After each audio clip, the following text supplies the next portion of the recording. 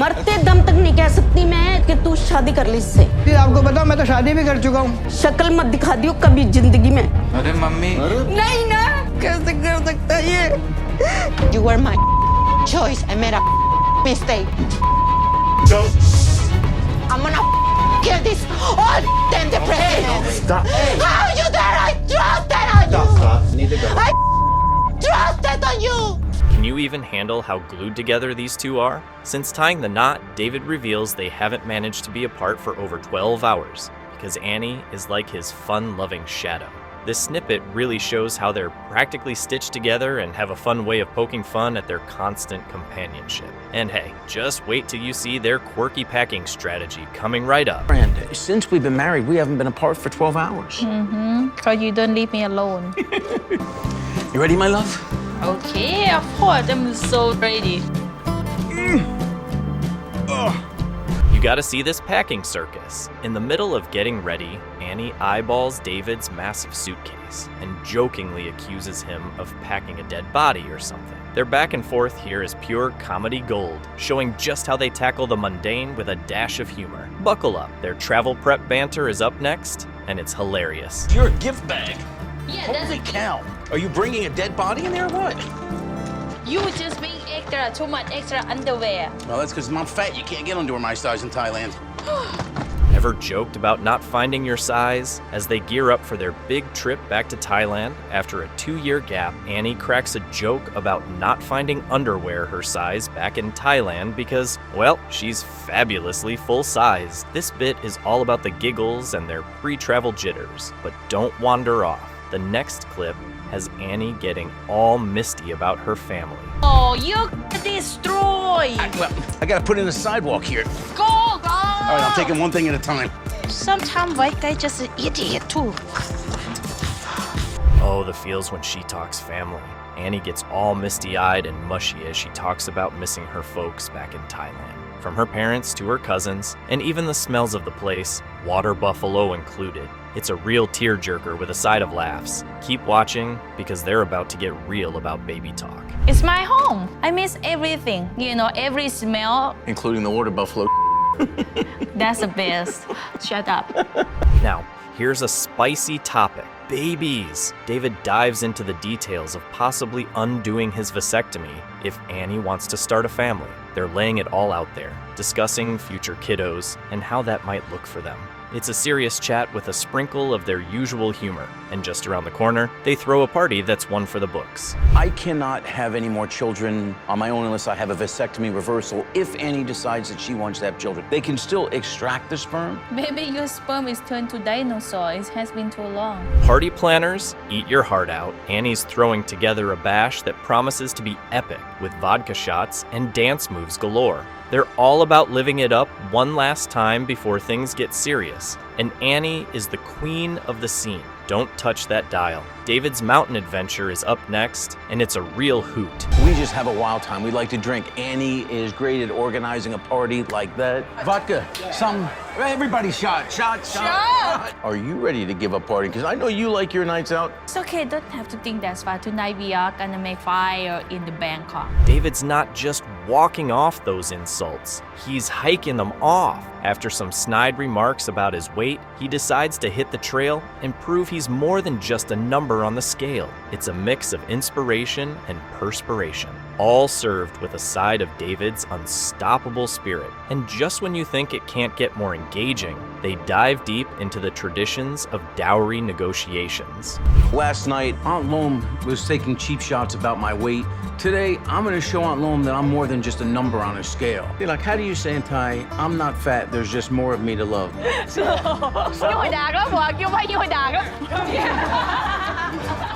Talk about cultural hurdles. David spills the beans on trying to meet the financial expectations of marrying Annie, including some intense dowry negotiations with her family. It's a candid look at the pressures he's facing, peppered with a bit of their characteristic wit. But stick around. Turkey farming is coming up, and it's unexpectedly entertaining. When I first got engaged to Annie, I was not in a good place financially. I thought the Westerns are supposed to have money. I have to negotiate my own dowry with my own family. That's what's embarrassing. She argued if you can give her 500,000 baht. I only have a tenth of what they're asking for. But they said right now we give them 50,000 baht. Who knew turkey shopping could be such a blast? David and Annie hit the farm to pick out turkeys, planning to turn them into a profitable venture. It's a quirky twist to their journey, filled with laughs and a few wary glances at the feisty fowl. Don't go anywhere because Annie's next spiritual adventure is just too good to miss. So if you can help me to find turkey. Annie's mom wants turkeys to add to the farm. So we're gonna go out and try and find some turkeys. Farm, but and we can go. I think Strap in for some spiritual spectacle.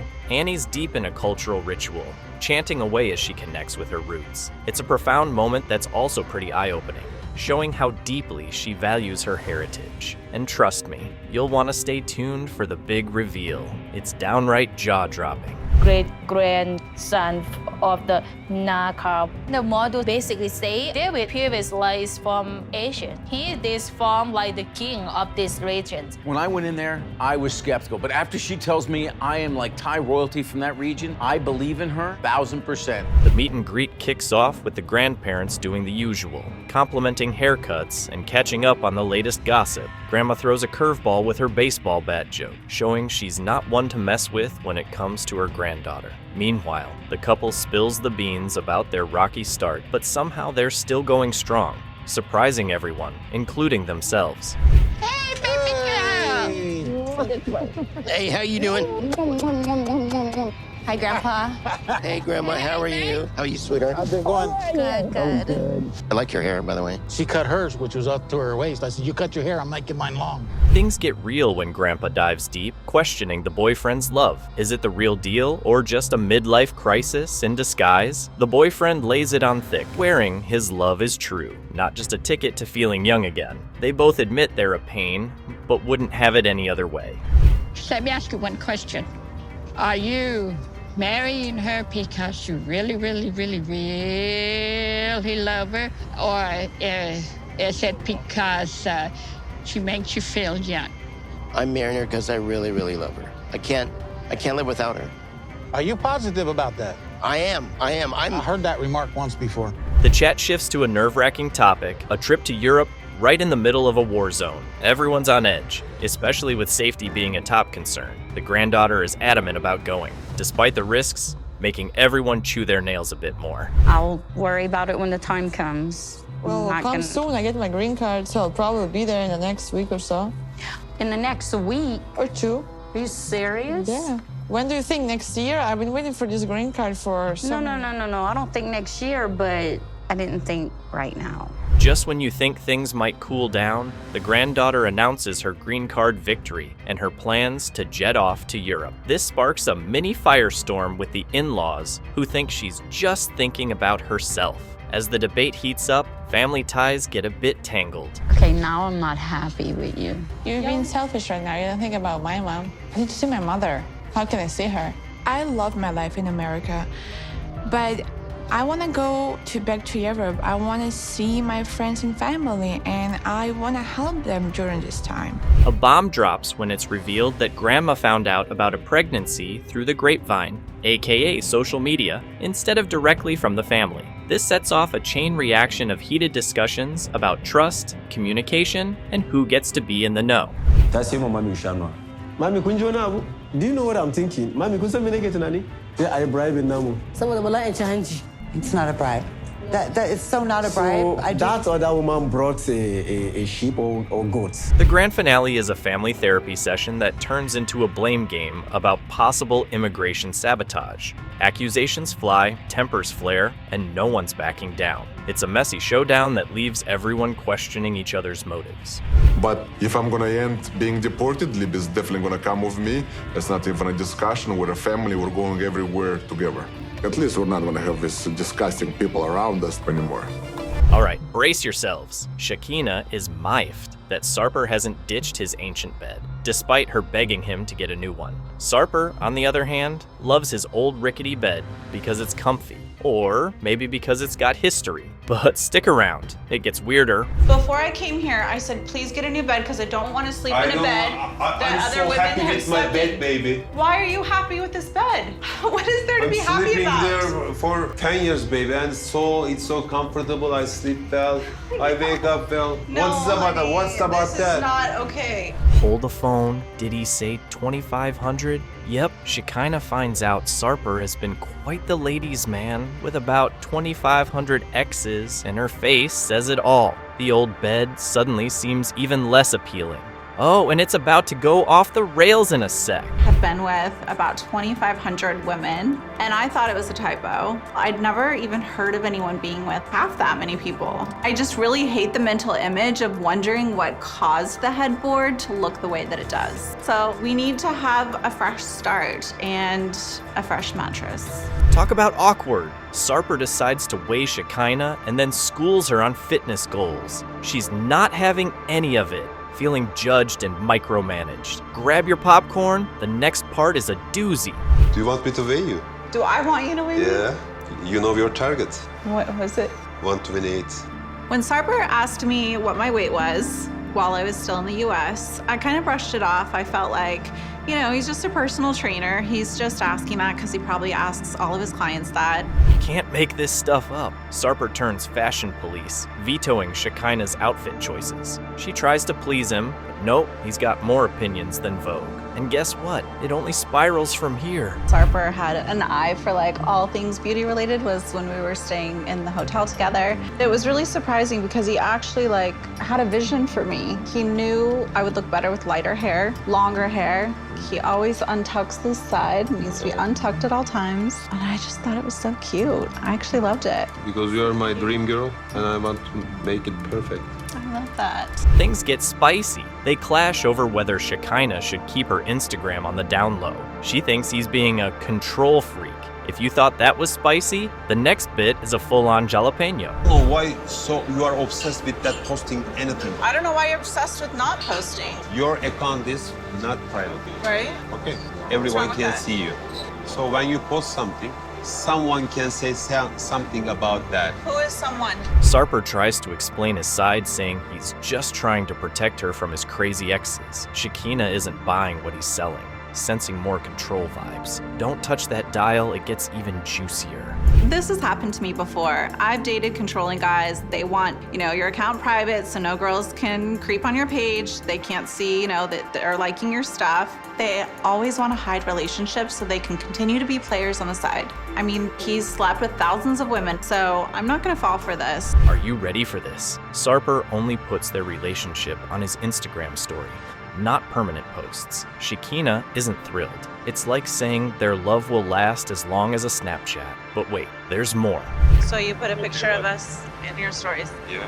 Is this relationship like a 24-hour relationship? Because that's how long a story is. Oh my gosh, I'm just wondering. Oh my gosh, Kaina. Stories are for like moments. Just when you think it couldn't get any wilder, Shakina finds out Sarper still trains female clients. Major trust issues alert. It's about to blow up even bigger, so stay tuned.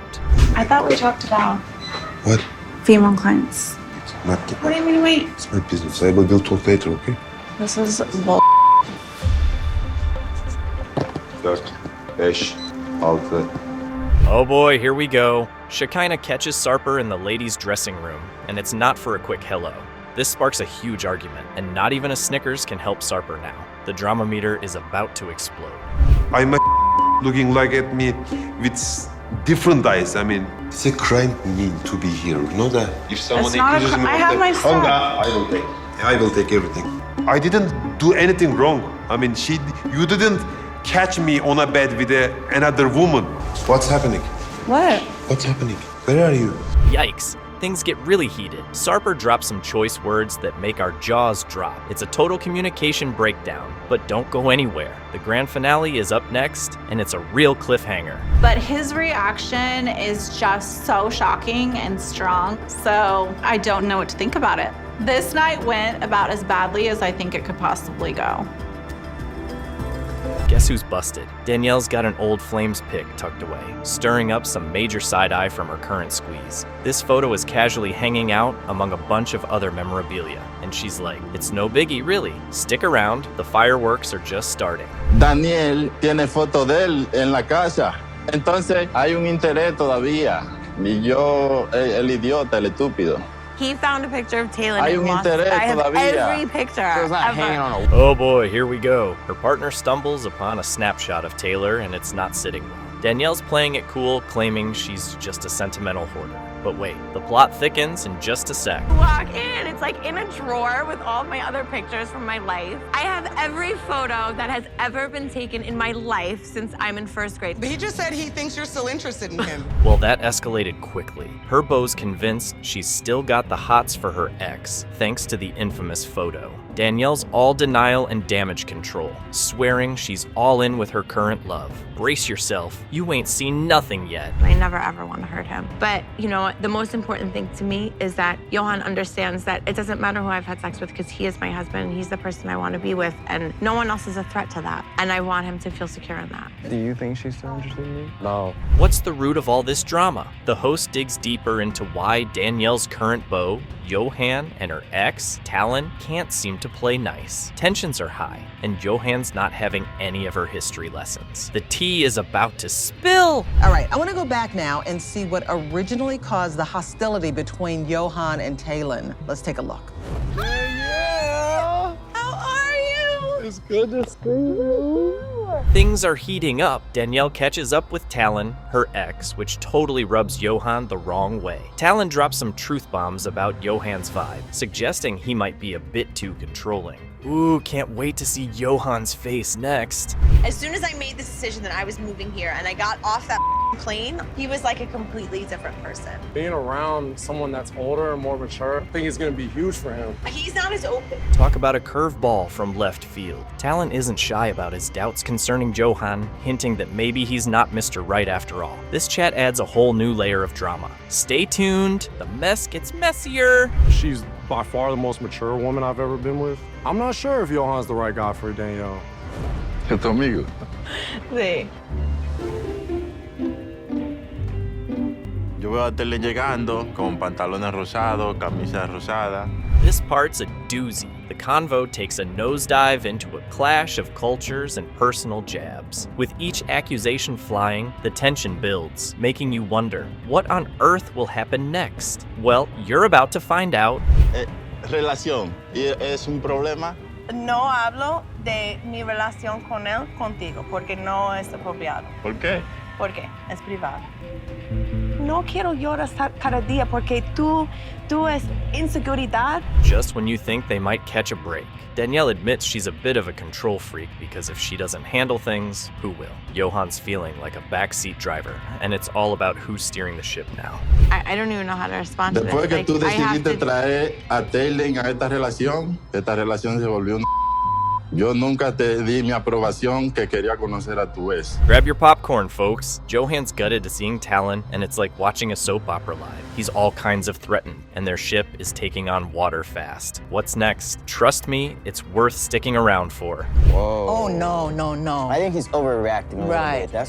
This relationship can be fixed. The fact that he saw Talon walk in this room is why he's responding that way. Pero ya no quiero estar con Daniel. Ya no tengo el mismo amor que sentía por ella. And here's where it gets spicy. Johan accuses Danielle of pulling the strings, keeping him under her thumb emotionally and financially. They're debating who's the boss, and it's not Tony Danza. Por mi madre, te estoy hablando en serio.